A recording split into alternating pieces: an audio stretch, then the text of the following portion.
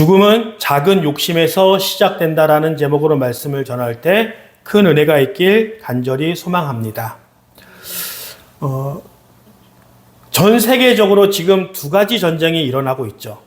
러시아와 우크라이나 그 사이에 일어나는 전쟁, 그리고 이스라엘과 팔레스타인, 하마스, 그러니까 즉 가자 지구의 전쟁이 일어나는데, 이스라엘과 가자 지구의 전쟁은 전쟁이라고 얘기하기보다는 학살에 가까운 일방적인 전쟁에 가깝습니다. 그런데 이번에 러시아와 우크라이나 전쟁을 통해서 이제까지 생각했던 전쟁과 매우 다른 양상으로 전쟁이 벌어지고 있습니다. 그 중에 하나가 바로 드론을 통해서 매우 중요한 전략적인 가치로, 전쟁의 도구로 드론이 사용되어지고 있다는 거예요. 탱크 하나 이렇게 값어치를 본다면은 그 탱크 하나가 수십억 정도 되겠죠. 그런데 그 드론 작은 하나가 그 수십억에 해당하는 탱크를 죽이게 되는, 폭파하게 되는 일들이 종종 일어납니다. 그래서 이제 전 세계가 그런 탱크나 자주포나 비행기나 그런 것들도 많이 개발을 하지만 드론도 중요하다. 그래서 드론을 개발하는 것에 최선을 다하고 있는 모습으로 나타납니다. 그리고 가난한 나라는 잘 모르지만 미국이나 선진국 같은 나라에서 자국의 군인들을 전쟁에 직접 참여시키는 일들이 매우 적어들었다는 거예요. 왜냐하면 한 명의 자국 군인이 사망하게 되면 그 사망에 따르는 재정이 어마어마하게 들어갑니다.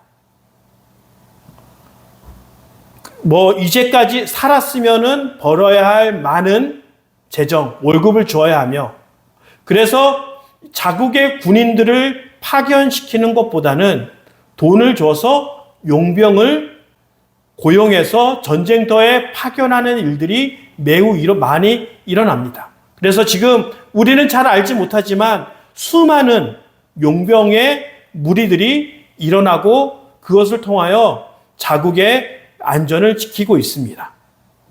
그리고 어느 한 지역을 공격하려고 했을 때 사람이 막 계산했는데 이제는 누구를 통해서 전쟁이 하냐 마냐, 포격을 하냐 마냐가 결정되어지냐면 AI를 통해서 그것을 결정합니다. 자, 이것을 우리가 지금 공격하려고 하는데 적장이 저곳에 얼만큼 있을까? 그 확률을 계산합니다. 그래서 그 확률이 80%다, 90%다 이상 되면 그냥 그것을 폭격하게 되고 그런 일들이 벌어집니다. AI를 통해서 결정을 내리면 여러 가지 단점 중에 하나가 게임처럼 전쟁에 참여한다는 거예요. 그냥 그것에 얼마만큼 소중한 생명이 있느냐가 그것을 결정하는 수단이 아니라 게임처럼 확률적으로 결정을 할 수밖에 없다는 거예요. 그리고 가장 중요한 것 중에 하나가 보통 사람들에게는, 그곳에 살고 있는 사람들에게는 전쟁이 너무나도 비참하고 최악의 삶을 살 수밖에 없는 환경으로 변하지만 그 전쟁을 통해서 누군가는 막대한 돈을 벌고 있다는 거예요. 우리가 생각할 수 없을 정도의 막대한 경제적인 이득을 보고 있다는 거예요.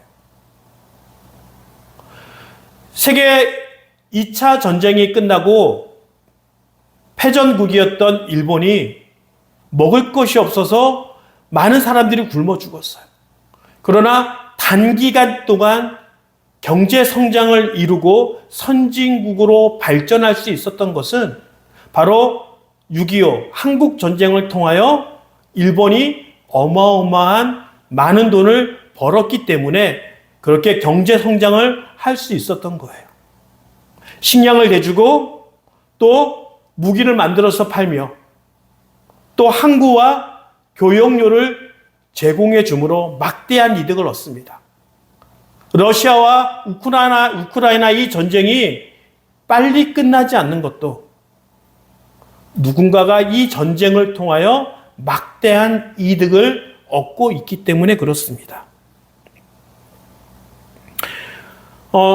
지금 현대전에서는 야간에 전쟁을 하는 것이 그렇게 힘들지 않아요. 너무 어두울 것 같으면 조명탄을 쏴서 그 주위를 환한 낮으로 바꿀 수 있고, 아니면은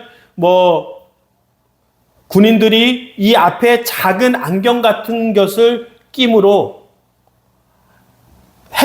빛이 하나도 없는 그런 어둠 속에서도 적과 아군을 구별할 수 있는 첨단 장비들이 있습니다. 그런데 과거에는 야간에 전쟁을 한다는 것은 우리가 생각하는 것만큼 그렇게 쉬운 일이 아니었어요. 철저하게 계획하고 철저하게 훈련되지 않으면 야간에 전쟁한다는 것은 불가능한 것이에요.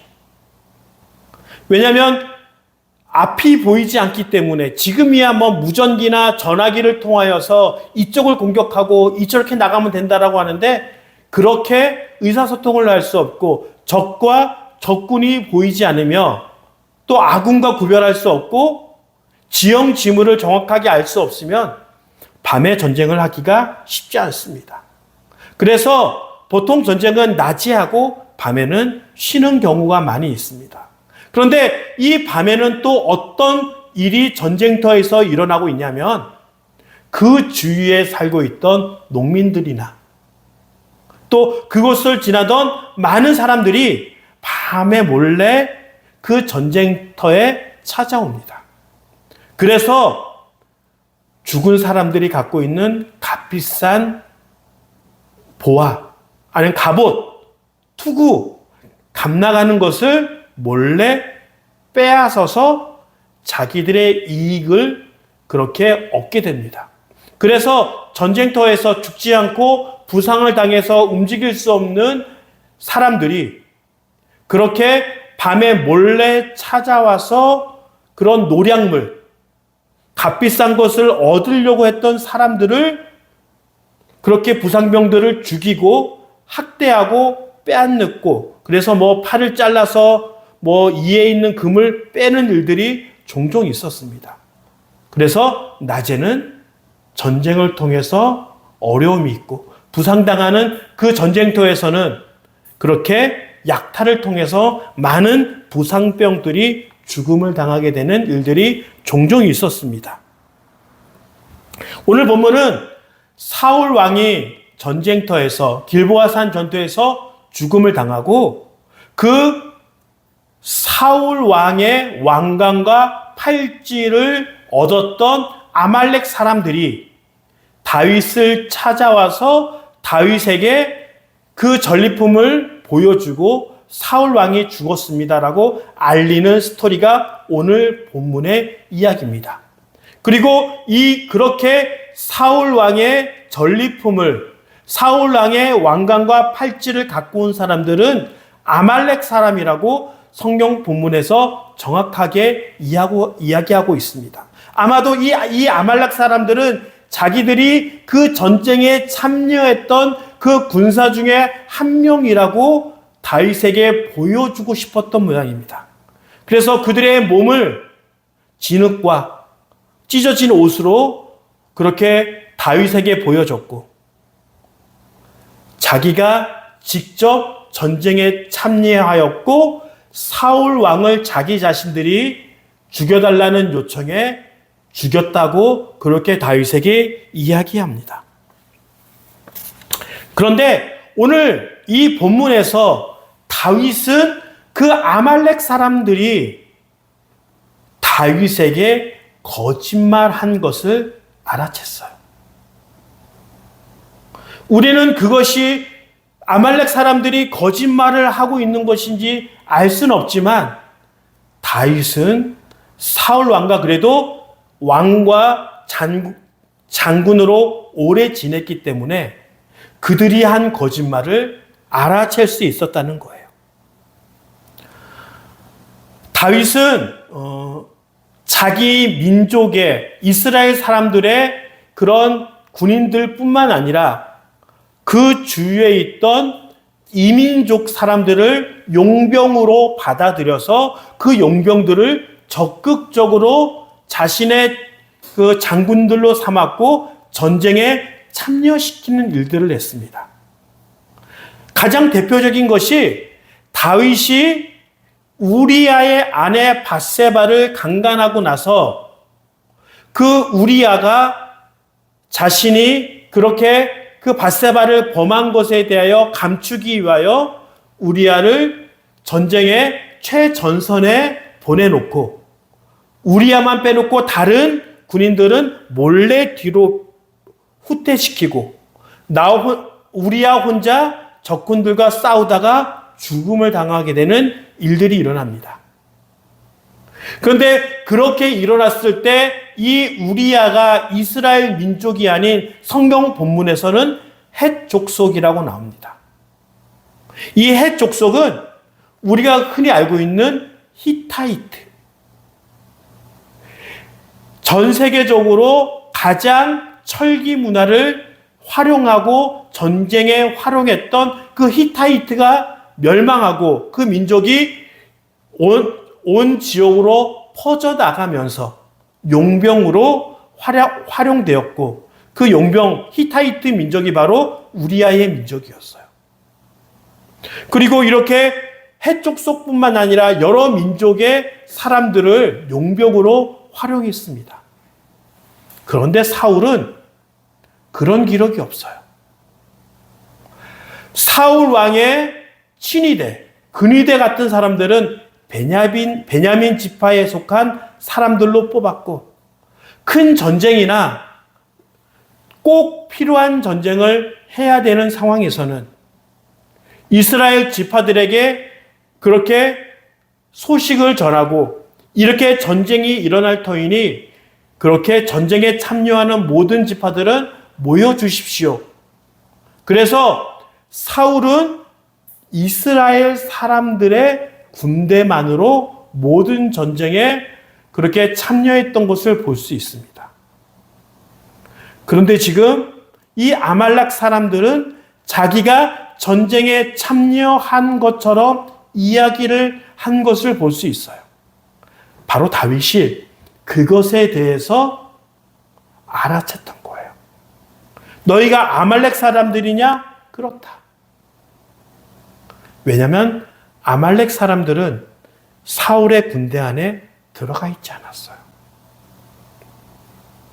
그리고 그 사람들이 사울 왕의 죽음에 대해서 이야기하는데 내가 부상을 당해서 너무 힘들고 어려우니 이 부상이, 이 고통이 끝나도록 아말렉 사람인 너희가 나를 지금 당장 죽여줘라. 이 고통을 끝내고 싶다라고 그렇게 요청했다는 거예요. 그런데 이스라엘 사람들은 이방 족속에게 죽음을 당하는 것을 매우 싫어합니다. 하나님의 저주 가운데 임했다라고 여길 만큼 싫어합니다. 오히려 자살하는 것보다 이민족의 손에 죽는 것을 더 싫어했어요. 이 사건이 있은 다음에 1000년이 지난 다음 이스라엘이 로마의 지배를 받고 있을 때 AD 70년 독립전쟁을 일으킵니다. 로마로부터 독립전쟁을 일으켰지만 그 로마는 강력한 군사력으로 그 모든 반란들, 독립운동을 무력화시키고 학살하고 죽이게 됩니다. 그래서 최후의 항쟁 장소인 마사다 요새에 그 많은 사람들이 모여 삽니다. 그것은 점령하기 너무 힘든 장소예요. 그래서 로마인들이 3년 동안 차근차근 그 마사다 요새만큼 토성을 쌓아서 공격하기 바로 직전에 우리가 이민족들에게, 이 로마 사람들에게 잡혀서 죽느니 서로 자결하자. 그래서 서로가 서로를 죽여서 결국에는 7명만이 살아서 포로로 잡히게 됩니다. 그래서 지금도 이스라엘 사람들이 그런 독립 마음, 항쟁의 마음을 갖고자 수학여행으로 많이 그곳으로 방문하게 됩니다. 그만큼 이스라엘 사람들은 이민족 손에 죽게 되는 것을 수치로 여길 만큼 그렇게 싫어한 것을 볼 수 있습니다. 그런데 지금 아말렉 사람들이 말하는 것은 사울 왕이 그 사람들에게 물었어요. 너희는 어느 민족 사람들이냐? 우리는 아말렉 사람들입니다. 근데 진짜 사울이었다면 자기를 죽여달라고 말하지 않았을 것을 다윗이 안 거예요. 그런데 아말렉 사람들은 거짓말로 다윗에게 요청합니다. 사울이 죽여달라고 했기 때문에 우리가 그를 죽였습니다.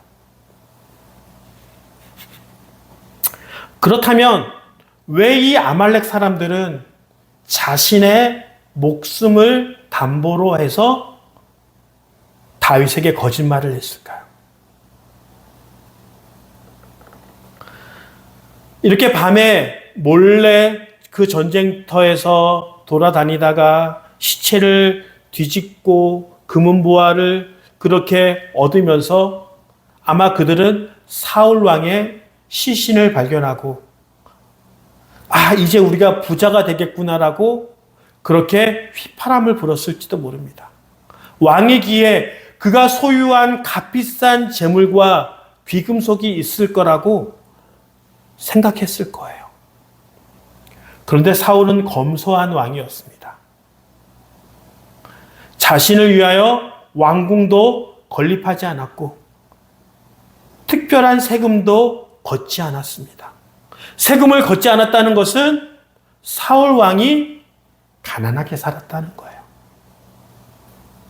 그리고 전쟁에 임할 때도 사울이 직접 농사를 짓다가 전쟁에 참여할 정도로 그런 소박한 모습을 보여주고 있었습니다. 그러기에 사울 왕이 갖고 있던 왕관과 팔찌와 그 모든 것들은 그렇게 값나가는 것이 아니었을 확률이 높습니다. 어찌하였던 사울 왕이 갖고 있던 왕관과 팔찌를 그들이 획득했지만 그렇게 값나가는 물건이 아니었기에 그럼 이것을 어떻게 해서 더 비싼 가격으로 팔 수 있을까? 그들은 생각하기 시작했을 거예요. 그래서 그들이 내린 결론은 그래, 다윗이 사울로부터 어려움을 당했지. 그러기에 사울 왕이 죽었다. 내가 그 당신을 괴롭히던 사울 왕을 내가 죽였습니다. 그리고 그것의 증거인 왕관과 팔찌를 갖고 왔습니다. 라고 그것을 제공해 주면 다윗은 기뻐하고 더 값비싼 그 물품들을 제공해 줄 것이라고 생각하고 착각했을 것입니다. 그러나 다윗은 자기가 직접 사울 왕을 죽일 수 있는 상황에서도 하나님께 기름 부음 받은 사람을 내가 죽일 수 없다라는 그 확고한 믿음을 갖고 있었고, 사울 왕은 다윗을 미워했지만 다윗은 사울 왕을 미워한 적이 없어요.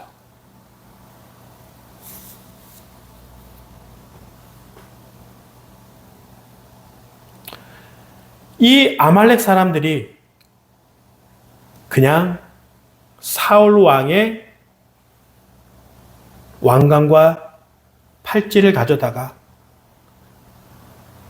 사울 왕이 죽었습니다. 그것에 대한 증거입니다. 라고 그렇게 솔직하게 얘기를 했다면 죽음까지는 안 갔을 거예요. 그러나 그들이 스스로 생각하기에 밤에 전쟁터에서 목숨을 걸고 전리품을 챙겼지만 그것이 그것보다 값어치가 그렇게 뛰어나지 않았음에 내가 목숨을 걸고 이렇게 노력했지만 그리고 횡재를 해서 사울 왕의 시체를 발견했지만 내게 얻어지는 것이 이것밖에 없구나. 그래서 그 가운데 있는 욕심이 자라기 시작합니다. 그 욕심이 자라서 거짓말하는 죄로 발전하게 됩니다. 그래서 성경에서는 욕심이 잉태한 즉 죄를 낳고 죄가 장성하여 사망에 이르게 하느니라. 바로 그 성경의 말씀을 가장 잘 보여주고 있는 것이 바로 오늘 읽은 아말렉 사람들의 삶의 모습입니다. 그런데 욕심이라는 것은 허황된 욕심은 절대 그렇게 발전하지 않습니다. 내가 노력했는데, 내가 최선을 다했는데, 내가 목숨을 걸고 전쟁터에 나가 그 전리품을 획득했는데, 내가 한 노력보다 그 수확이 조금밖에 안 됐을 때, 그 욕심이 발전하기 시작합니다. 같이 노력했는데 쟤는 나보다 더 잘 나가네. 그 마음에 있는 죄의 씨앗이 자라나기 시작합니다. 우리는 빌 게이츠? 아니면 가장 돈 많은 사람? 그런 사람들에게 상처받지 않아요. 그런데 우리가 상처 입는 거는 나와 똑같은데 이 사람이 더 잘 나갈 때, 내가 더 잘난 것처럼 보이는데 나는 뒤처지는 것처럼 보이고 저 사람 더 잘 나가는 것처럼 보였을 때 비로소 사람은 그때 그 마음 가운데 욕심이 생기기 시작합니다. 우리의 욕심은 어디에서부터 오는지 점검해 볼 필요가 있습니다.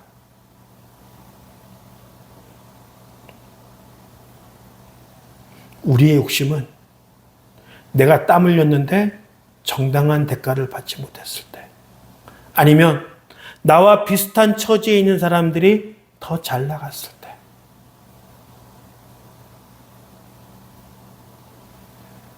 우리의 욕심을 내려놔야 합니다. 그리고 내가 땀 흘린 만큼의 대가가 정당한 것임을 인정해야 합니다. 바로 그랬을 때 하나님이 일하기 시작합니다. 내가 욕심을 부리는 순간 하나님이 일하지 않으세요. 그렇지만 내게 주어진 것에 감사하고 사랑을 베풀고 친절을 베풀면 하나님이 일하기 시작합니다.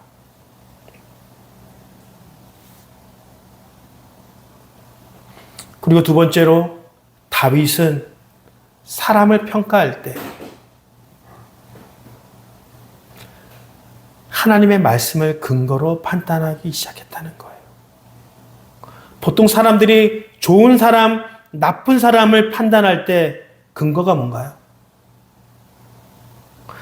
저 사람이 도덕적으로 정의로운 사람이다? 그런 것도 있겠죠. 근데 결국은 나에게 잘해주느냐, 나에게 못해주느냐에 따라서 그 사람이 좋은 사람, 나쁜 사람으로 바뀔 수 있어요. 세상에서 다 손가락질은 나쁜 사람일지라도 그 나쁜 사람이 나에게 잘하면 나는 어떤 사람이에요? 그 사람을 바라볼 때 그래도 좋은 구석이 있어. 그래도 좋은 사람일 가능성은 있어라고 얘기합니다. 그런데 착한 사람이야. 친절한 사람이에요. 그런데 유독 나한테만 못하면 그 사람은 어떤 사람이야? 나한테는 나쁜 사람인 거예요.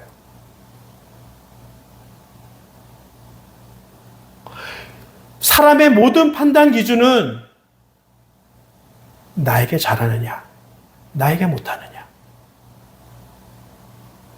그런데 다윗은 그 판단 기준을 그렇게 잡지 않았어요. 다윗이 만약에 나에게 잘하고 못하고를 판단 기준으로 삼았다면 사울은 몇 번씩이나 다윗에게 죽음을 당해야 하며 거짓말일지라도 아말렉 사람들이 그렇게 자신들이 사울을 죽였다라고 다가오면 그들을 잘했다라고 칭찬했겠죠.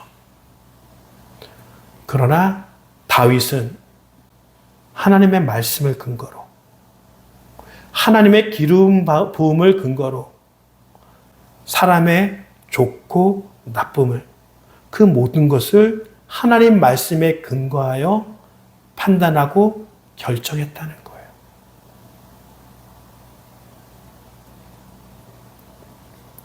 우리가 간혹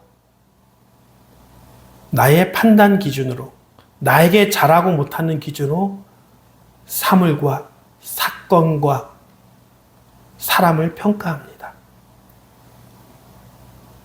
그러면 그 평가의 모든 것들이 나의 욕심이 되어지고 그 욕심이 죄로, 사망으로 발전하게 됩니다. 그렇지만 그 모든 판단 기준을 하나님의 말씀을 근거로 하여 하나님이 좋다라고 여기는 것은 좋은 것이고 하나님이 나쁘다고 여기는 것은 나쁜 것으로 여기면 우리 마음에 욕심과 죄로 발전할 수 있는 어떠한 씨앗도 생길 수 없고 자라날 수 없는 거예요. 그러기에 우리 모두의 판단 기준은 하나님이 어떻게 생각하시느냐, 하나님이 그 사람을, 그 사건을 어떻게 여기시느냐 라고 생각하면서 그 사람을 바라봐야 합니다. 그리고 하나님은 사람들을 구원시키기 위하여 예수님을 이 땅에 보내시고 그분을 희생할 정도로 모든 사람들을 사랑하시고 구원을 이루기 위하여 최선을 다하였습니다. 이 마음으로, 이 생각으로 모든 사람들을 대하고 모든 일들을 대하는 그런 믿음의 사람들이 되어지길 간절히 축원합니다.